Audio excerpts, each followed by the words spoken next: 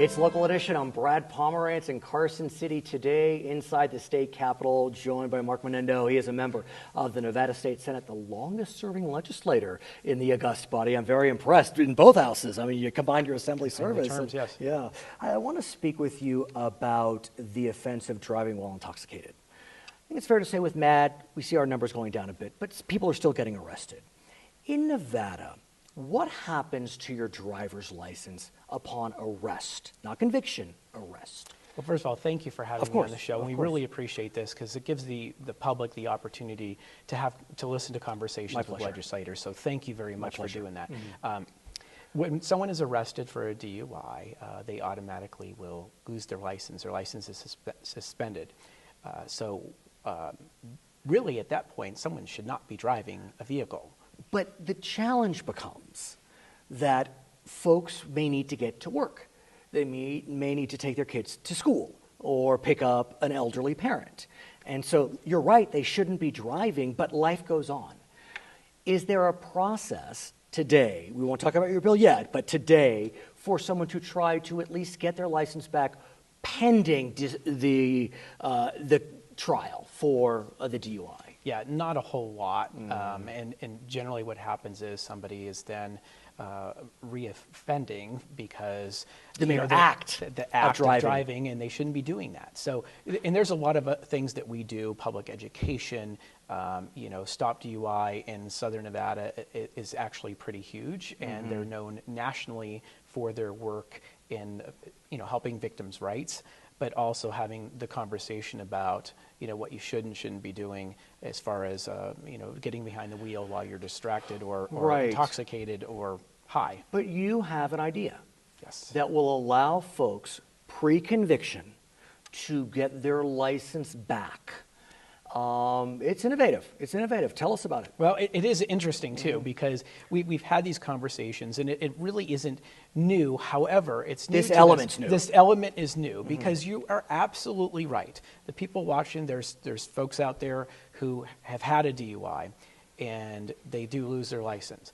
And they need to get to work. They need to do those things. So let's make sure they're able to do that so they're not doing something else wrong, and they can put an ignition interlock. And it does cost them money, so it's not like just a freebie for somebody. But I gotta tell you, I was surprised at how cheap it was. It is. I understand it's about $60 a month. It's about $60 a month. I don't want to count other people's pennies, but still, in the scheme of things, it is. You go out and you have 2 or 3 cocktails at or a club somewhere. You're spending $200-$300. Right.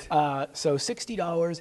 Then you have the ignition interlock put into your car, and we might even make it where there's a camera, so an extra layer of security as well. And we had actually a big press conference kickoff before session started talking about this, and we had law enforcement and victim advocates talking about this. Other legislators actually came as well, and it really is important because no one should be out there drinking and driving. And if you have been arrested and you need to get to work, you can do this, but you're going to do it safely. And sadly, there's probably not one person of your viewers that are watching this who does not know somebody who's been a victim of a crime, or probably knows somebody who's been actually arrested for DUI.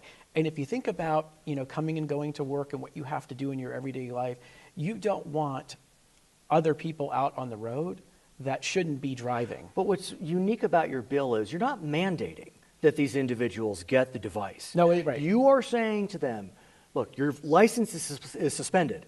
But if you choose, we will reinstate your license pending the... In between that time in the courts. Exactly. Right. And I mean, it seems like a no-brainer. I don't want to take a position, but I don't know. Well, you did. I did. I'm glad. Thank I'm you. sorry. And we can have you come and testify, because that's important. I shouldn't do that, but... No, it's all good, and appreciate that, because it really is, to me, it is a no-brainer, because you don't want somebody getting behind the wheel that shouldn't be driving. You certainly don't, that person shouldn't be driving where they get arrested because they had their license suspended. And there's no financial impact on the state, presumably. None. There isn't. Because the $60. Right. It's a user fee. And I've tried it. They had me take some Listerine or something just to get the alcohol and then blow in it. And you had to practice a little bit, so it took a little bit. Yeah, I did it once at a bar. And it beeped, and so the car would not start. Wow. So then I had to wait a little bit because it's just mouthwash, but I had to wait for that to just get out of my system. How do we make sure that it's you blowing in and not, a friend, a spouse, a kid? Which is where the camera comes in, but also, you just grab somebody off the road and say, hey, I need to start my car. Right. But then there's retesting of that as well. So, as I understand it, also some of these devices, I'm not sure if it's part of the bill, but it will ask for a blow during a drive. You'll have to pull over and blow, and at that point it gets too complicated. And I asked about that too, and it gives you a little time frame. So it's not like you're driving on the highway and you got to do it right now, and you're pulling off on the shoulder. You have time to do it. Right. And what's interesting about the bill as well, I was surprised to learn that the DUI conviction rate in Nevada is not even 50%. Now, why that is? Probably a lot of plea deals. Yeah. And there's so many people, sadly, out there that choose to take this path, and that's why you have a lot of crashes and deaths and bodily harm in Nevada, and people are afraid. That's why public safety is, if you look at all the surveys and all the polls, and people are talking about public safety, it's a huge issue. Well, there is one way to keep people off the roads who are drinking. Yes, there is, actually. There is. And it's public transportation. And it's great. And in Las Vegas, where people drink, I shouldn't say this, but people drink a lot in Las Vegas, you're thinking or you're advocating in favor of light rail. Yes. Exciting. As somebody who's been in the transportation space for a long time, it's really exciting. In Southern Nevada, we've created a Southern Nevada Forum talking about a lot of Southern Nevada issues.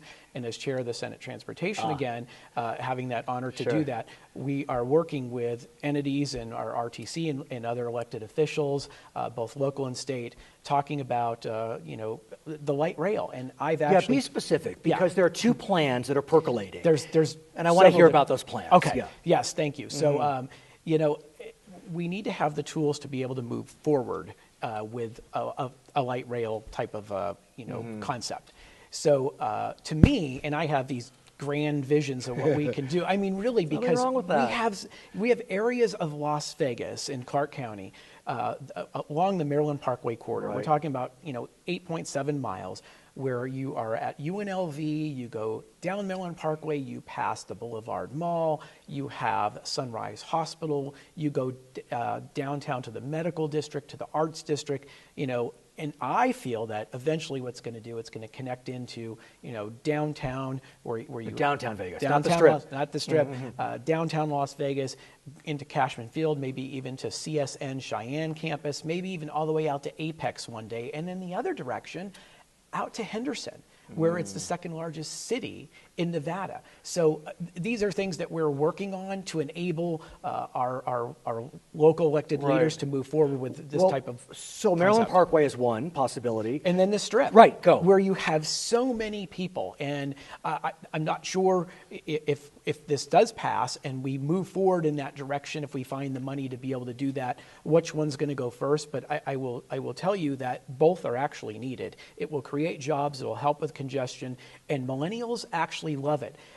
Denver, Salt Lake City, Phoenix all have rail systems and trains, and it's booming, and it brings economic development. So we don't need any more economic development on the Strip because it's there, but on Maryland Parkway, it's a game changer for the southeast area town in the central part of Las Vegas. Exciting times indeed. You build it, it will come. His name is Mark Manendo. He is a member of the Nevada State Senate. My name is Brad Pomerance in Carson City today. This is Local Edition. Thank you for having me.